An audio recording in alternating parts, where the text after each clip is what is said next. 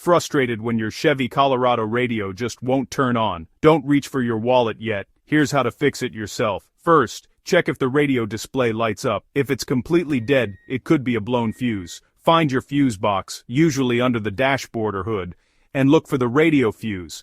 If it's burnt out, replace it with one of the same rating.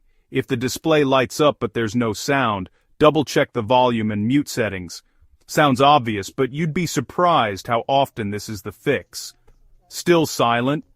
Try resetting the radio by holding down the power button for 10 seconds.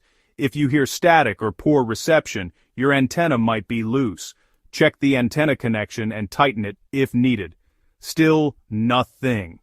Some Colorados have a known software glitch. Disconnect your battery for 15 minutes, then reconnect to reset the system. If none of these steps work, it could be a wiring or hardware issue.